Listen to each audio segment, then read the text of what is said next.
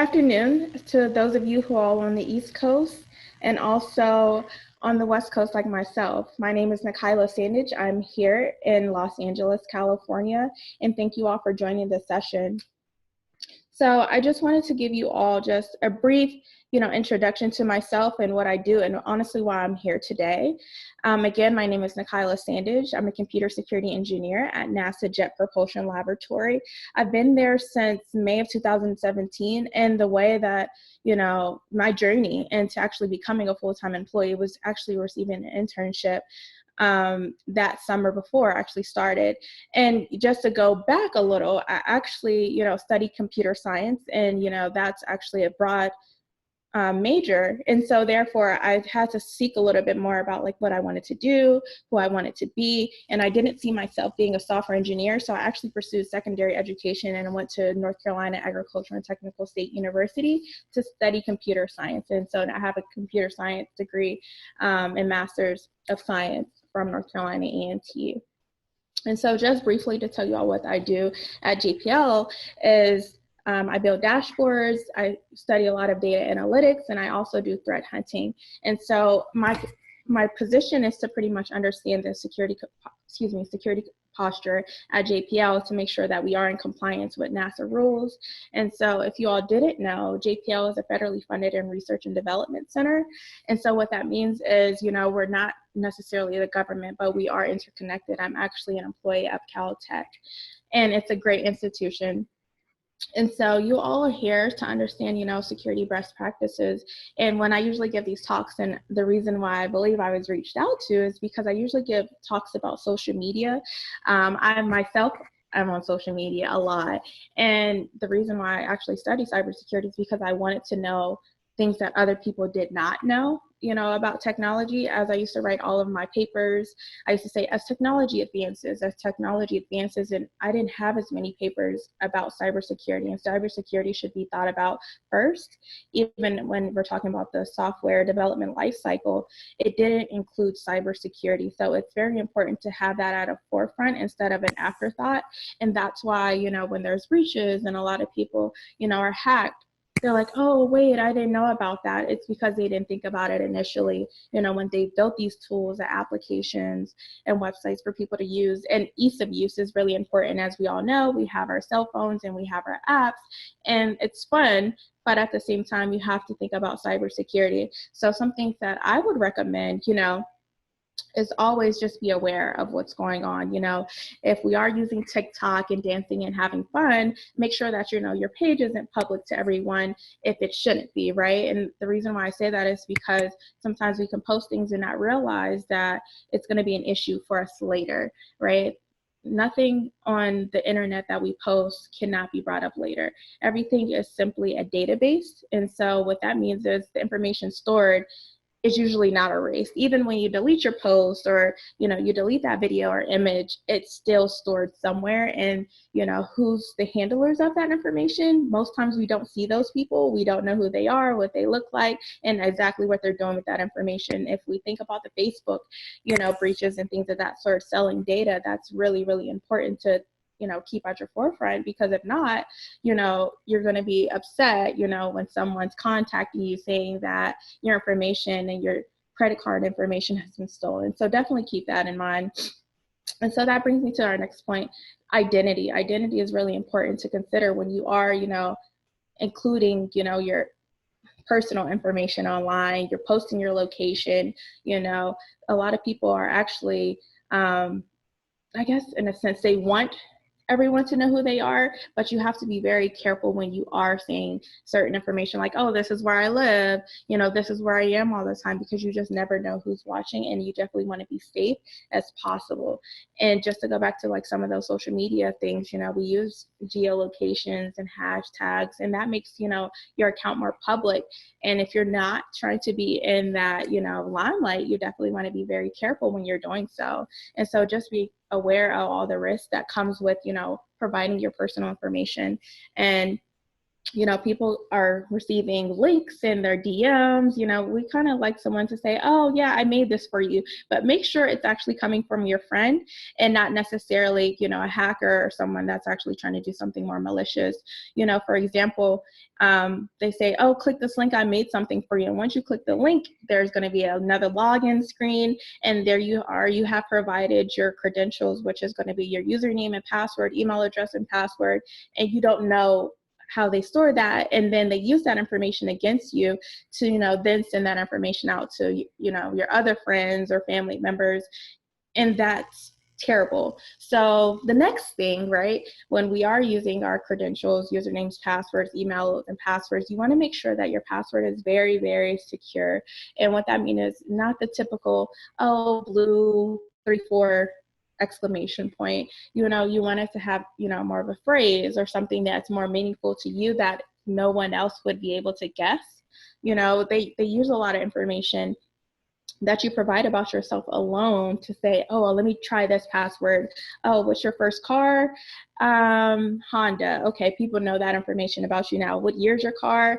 2000. Okay, I know that information about her now. So let's just say I forgot my password as a hacker, and now I'm using all of that information that you provided publicly against you. And now I have received your credentials, and, you know, I've reset your password, and you know, pretty much doing malicious things on your account that you would have never imagined. People get hacked every day from simply, you know, doing things that they shouldn't do, posting public information, clicking links. And so those links can lead to more, you know, things that you really don't want to have, you know, have to deal with. But we're talking about financial gain. A lot of people say, oh, I have all this information of yours, and I know you don't want me to leak it, so you need to give me, we're just talking about small scale here, $1,000.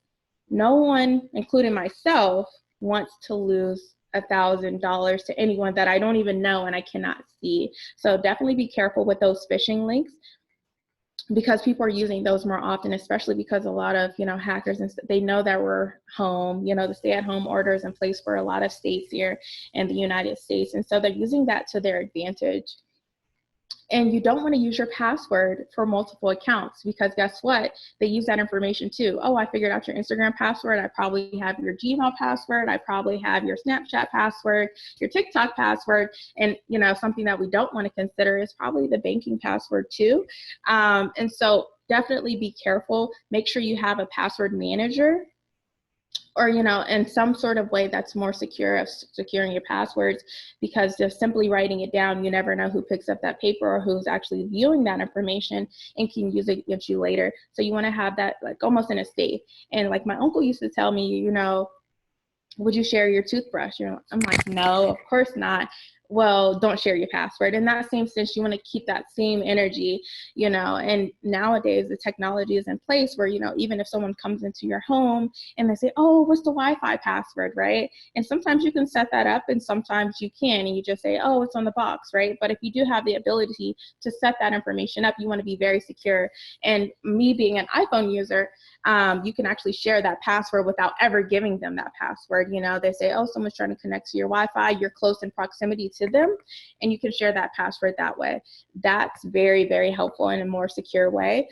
And just to my next point, going into Wi-Fi and visibility, things of that sort, we don't need to connect to everything that is open, right? Because when you do that, you're opening yourself up to vulnerabilities to, okay, yes, Starbucks may have free Wi-Fi. Yes, McDonald's may have free Wi-Fi. Yes, the library may have free Wi-Fi, but you definitely don't want to connect to everything without saying you have protective measures in place, because you never know who's looking at your network, who's looking at the traffic. Oh, she just logged in with these credentials, to Starbucks. Let's see if I can hack that information and log into her system without her knowing that. So definitely be careful when you are logging onto public Wi-Fi.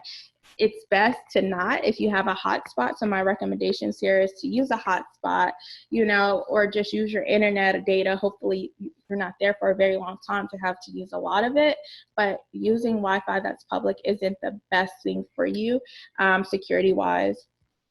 And so protect your computer, keep your computer updated, your laptops updated as much as possible. Those updates may be annoying, I completely agree, but at the same time, they're in place for a reason, because as soon as they say there's an update, there's a reason for that. Those have been bug fixes that, you know, the company has identified that needs to be, you know, handled immediately. You know, okay, they may give you a few days to handle that, assuming that you will, but if you don't handle that, so many things can come along with that, because now that latest version of, let's say, Firefox that you haven't updated may be vulnerable, and hackers are, that's open source information. They can literally go in and say, oh, Microsoft or Firefox has a vulnerability because, you know, this latest version has come out and this newest one hasn't.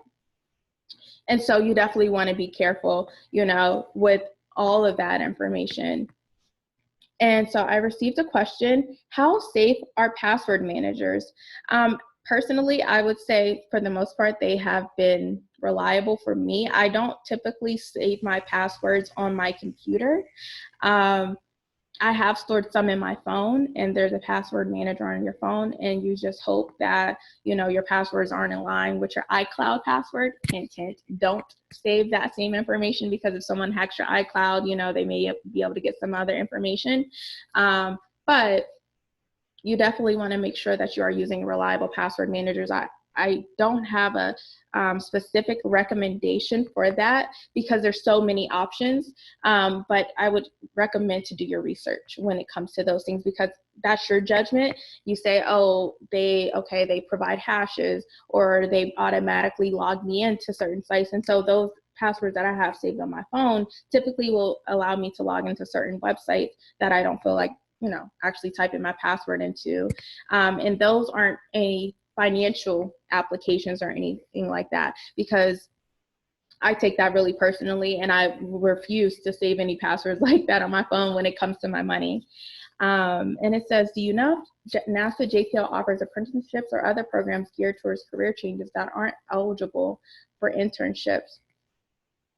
So there are some public programs that, you know, are usually posted on nasa.jpl.gov, but I would definitely have to do a little bit more research for those. Let's see, because at JPL, we actually have a lot of people that come on lab just to, you know, do certain research, and you can usually do those through your institution, but you sometimes the partnership and things of that sort has to take place beforehand, and we usually do that through our small business programs. And so I would have to get more information regarding the exact ones, because if you are looking to do research with JPL or work with JPL in some sort of way, usually the best way to do that with students is through, you know, the research program and small business office. Do we have any more questions? I know I've said a mouthful here, and I want to make sure that I'm addressing, you know, everything that everyone needs to know or wants to know. So I'll pause for a second here.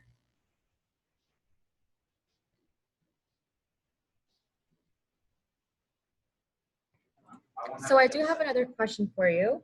Sure. Do you think it should be a 16-character password, or is that too much? No, I wouldn't say there's anything that's too much technically, right?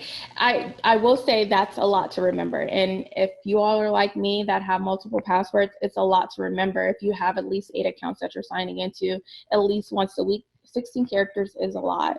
And so you can create hash passwords that you really don't technically have to remember. And those are passwords that are hard to crack by hackers. That was a great question, by the way.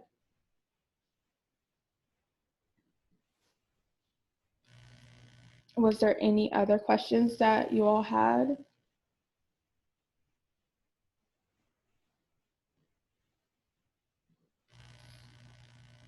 I've got another question.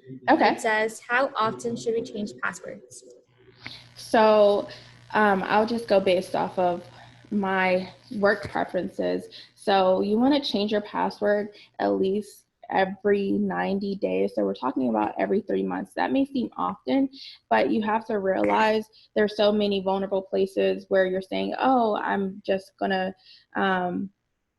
use this password here and there, or I may use it in a couple places, not assuming that, oh, Netflix password may get hacked or Amazon password may get hacked. So you want to change those at least every 90 days. That's very important to consider. I've got another question coming in from Twitter. Okay. It says, what is some advice that you would give to students who are currently in school? So we have to start with this, right? You definitely want to pursue your passion.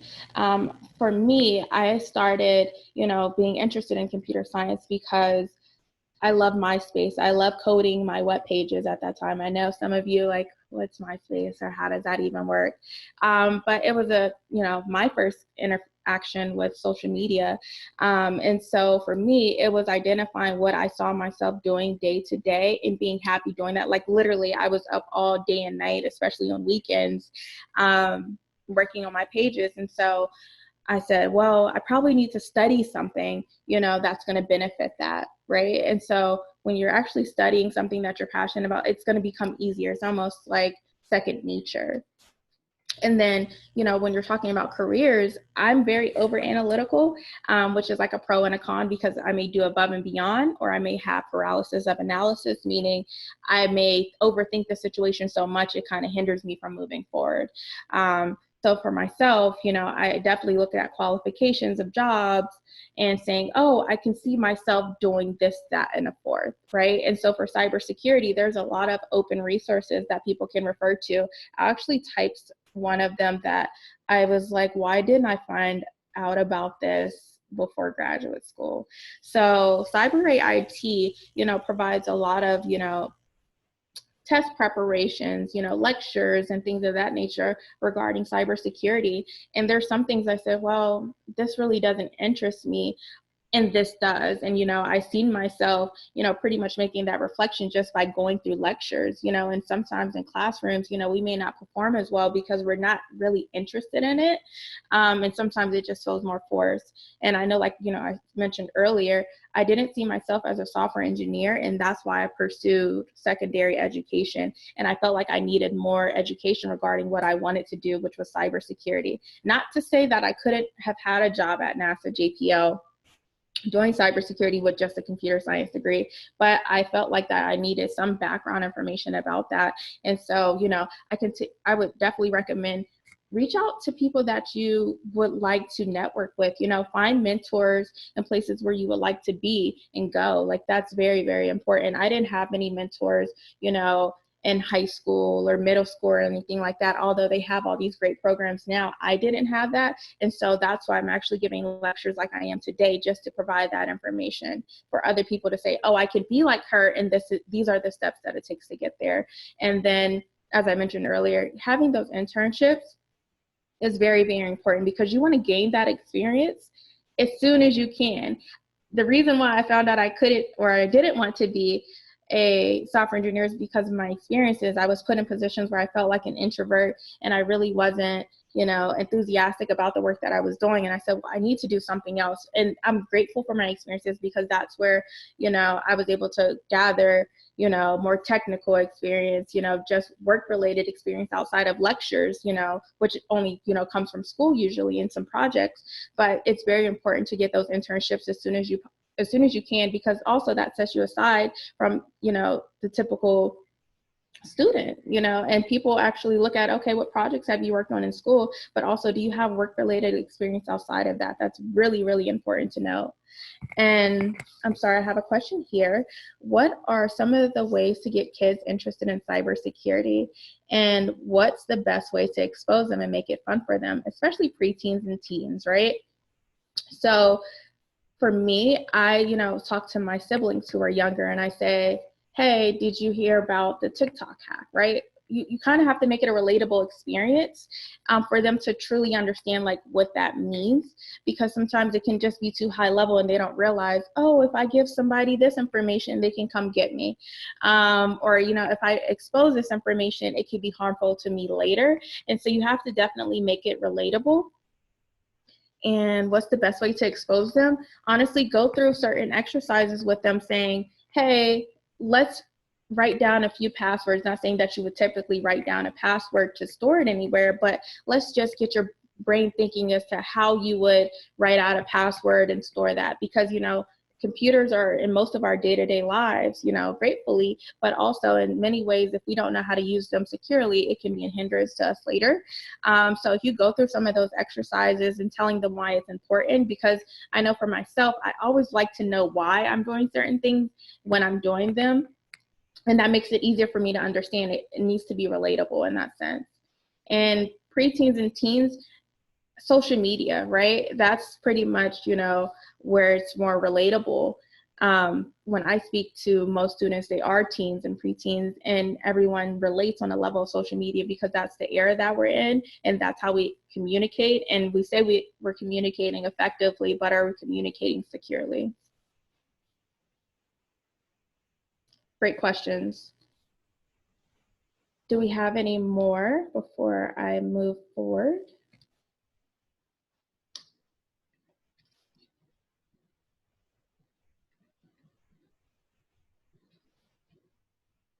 Okay, perfect. And so I just wanted to provide like a little insight regarding like what I do and why it's important to JPL. So I, again, work in cybersecurity and identity technologies, you know, and we have a responsibility to protect not only the lab, but, you know, things that are leaving the lab, like, you know, maybe our rovers and satellites and, you know, our ground stations that are communicating with these, you know, this information.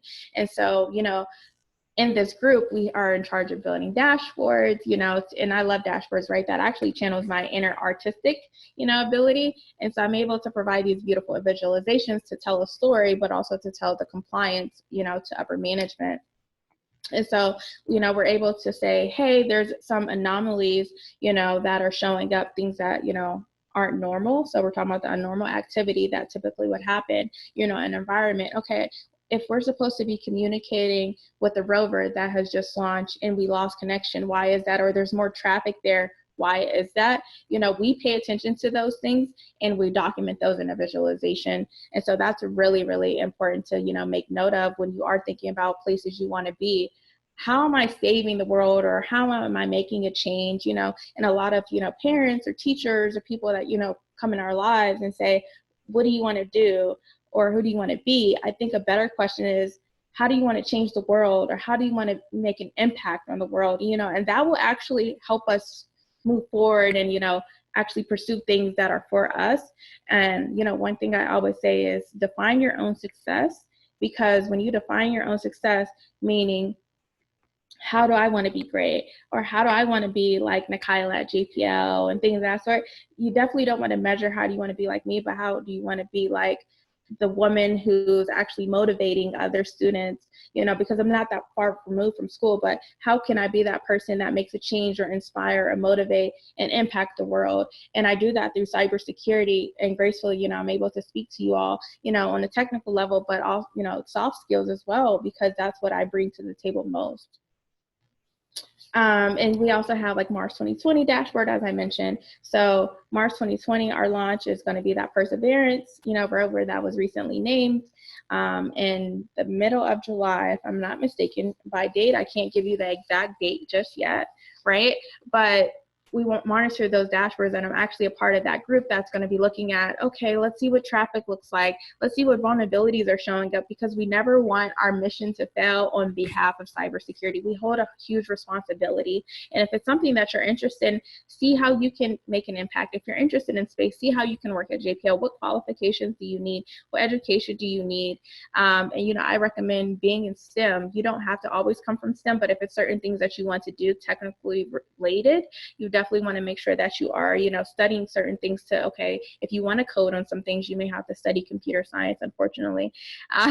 But things like that, you know, you want to keep in the back of your mind when you are pursuing your education. If you can choose electives, you know, that are meaningful to you. If you want to study artificial intelligence, and if you want to study machine learning, and, you know, also cybersecurity, make sure that you are pursuing those things whenever you get the chance. I didn't take advantage of that as much when I was in undergrad, because I was still finding my way and really trying to figure out where I wanted to be and what made sense to me, because I was definitely feeling like the imposter syndrome, which I spoke about earlier.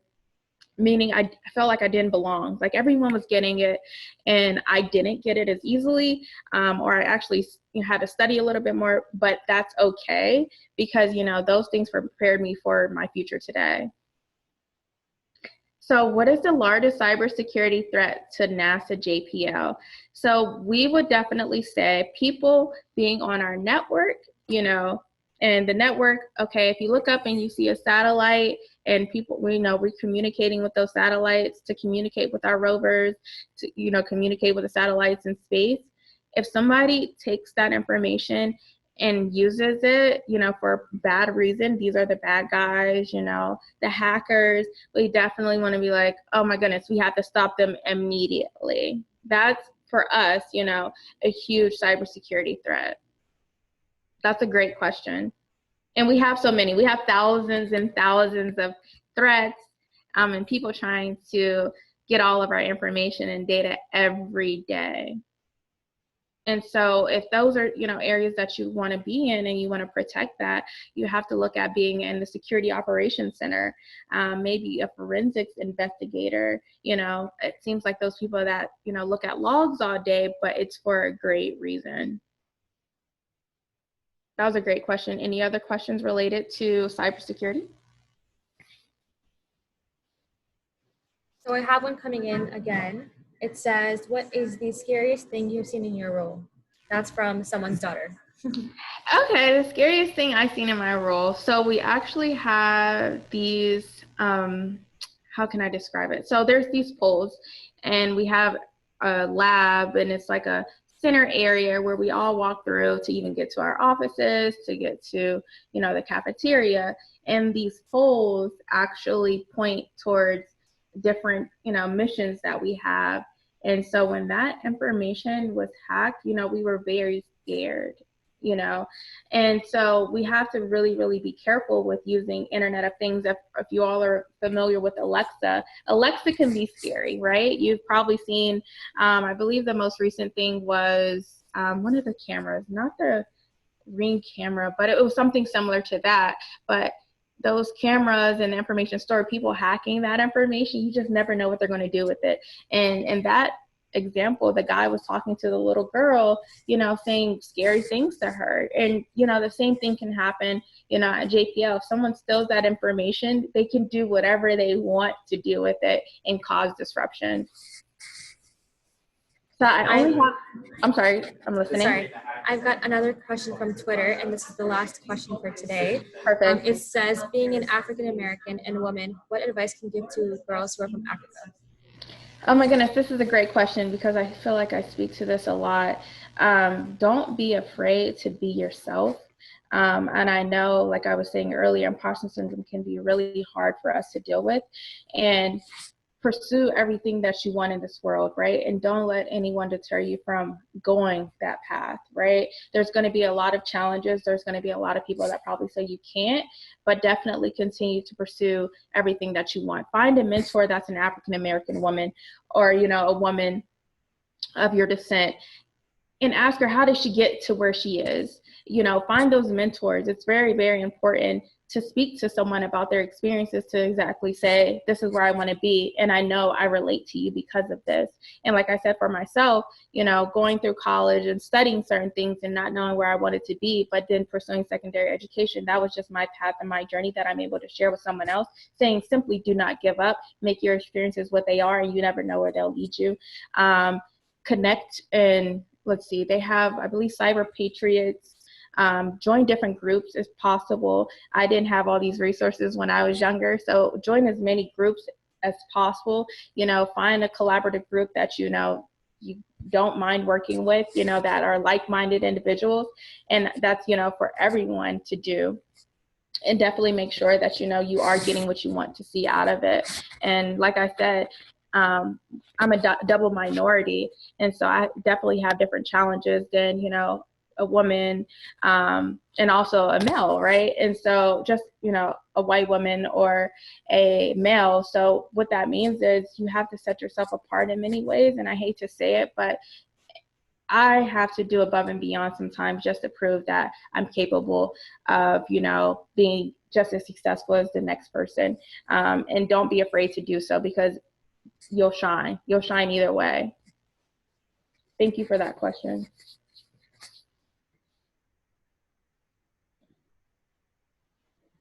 And if you all want to follow me on LinkedIn, I have become more of a virtual mentor since COVID-19. And I honestly don't mind being a mentor after, and we don't have to talk all the time, but if you have any questions, I'm always available to speak to you. And, even on a personal level, I have no problem doing so. I provided my first and last name in the chat to all panels and attendees. And hopefully, we all can connect after this. And if you have any more questions that you didn't, feel was the time to share or ask, please feel free to do so later.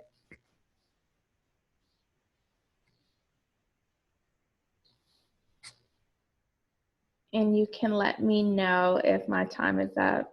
I thought this was going to be a long process that I was going to get tired of talking, but it was fun. I enjoy speaking to you all. I'm very passionate about this, if you haven't all, could tell. But I really want to do more of this and make sure that everyone's receiving what they need as far as inspiration and motivation, and not feeling that they're not capable, or because anyone is. Don't let anyone tell you that you're not smart enough, that you're not capable of doing something, and you can't go anywhere that you don't want to be, because you can. To me, when people say, oh, you're smart, I'm like, okay, whatever. But smart is just a mindset. Everyone's smart at what they're smart at. It doesn't matter. Some people, are great at math, some people are great at science, but as a collaboration, make sure you know what you're bringing to the table and be confident in that, because that's very, very important to lead with confidence. And when you speak to people, make sure that you're letting them know, I know what I'm talking about, and don't be afraid to do so. So unfortunately, our time is up, but thank you so much for coming out today and, just having this session. We very much appreciate it, and you're just an inspiration to everybody around you. So thank you for that. Thank you all for joining. And again, my name is Na'Kaila Sandidge. Feel free to connect with me. Thank you. Stay safe. Bye-bye.